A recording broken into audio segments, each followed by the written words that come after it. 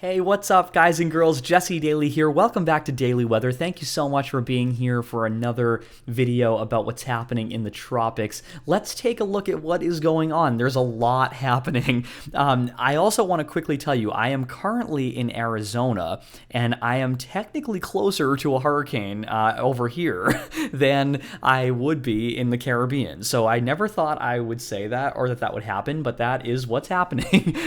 So let's quickly take a look at the Atlantic. And right here, my friends, we are looking at the 7-day graphical tropical weather outlook for the Atlantic and the Caribbean region. And as you can see, there are 3 areas that the National Hurricane Center is currently watching closely. This here is Disturbance 1, also being designated as Invest 99L. It has a 60% chance of cyclone formation, and it's expected to move towards the west-northwest.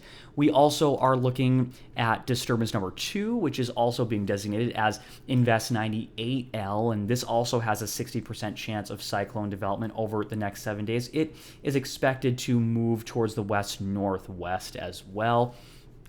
And finally, last but not least, disturbance number 3 in the Gulf of Mexico has a 30% chance of cyclone formation, and it looks like this system, if it develops, will potentially develop into next week, so we'll keep a close eye on this. Let's look at the Atlantic Wide View satellite just to see what's going on, and as we can see, there's a lot of moisture in the main development region between the west coast of Africa and the Caribbean islands, and that is the area that we were just looking at for disturbance number 1 and 2. We can also see that beautifully formed system in the west side of your screen. That is Hurricane Hilary, south of Baja, California, south of Mexico. We're going to look at that in just a minute.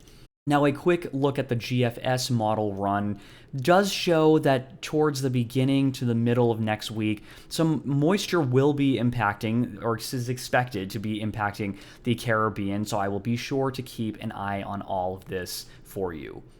Now, my friends, let's jump over and take a look at Hurricane Hilary. This storm is literally a beast. Look at this. And if you watch the satellite image, it does a kick at the very end here towards the north. That is significant because obviously we're here in Arizona and California. We're right, north of this. So the farther north this goes and closer it goes towards California, the more impacts obviously the southwest U.S. is going to feel. And of course, Baja, Mexico is going to experience a lot of this too. There are some watches that have already been placed in Baja.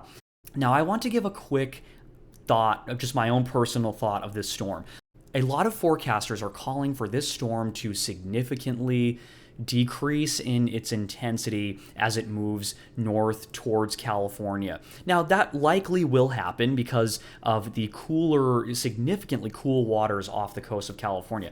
But this is giving me flashbacks of what happened during the formation of Hurricane Ian last year. Now, am I comparing these two storms? No, they're very different. But what I want to say is that I remember watching the news on multiple stations and following it so closely when Hurricane Ian was, expected to reach the coast of Florida last year. Many, if not all, forecasters were calling for that storm to be downgraded to a Category 1 system before making landfall. It made landfall as a Category 5.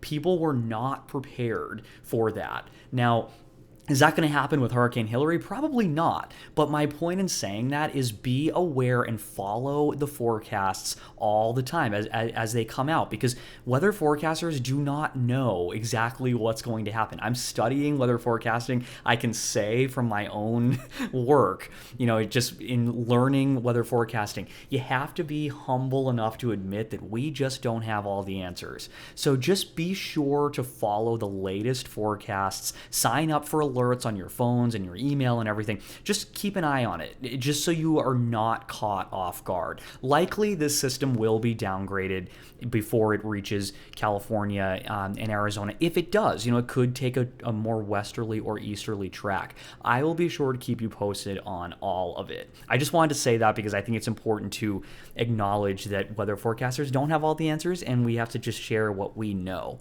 Thank you so much for watching another video here at Daily Weather. Please hit that subscribe button. And as I always say for my work with the awesome Virgin Island Source News, I will keep an eye on the tropical skies come rain or shine.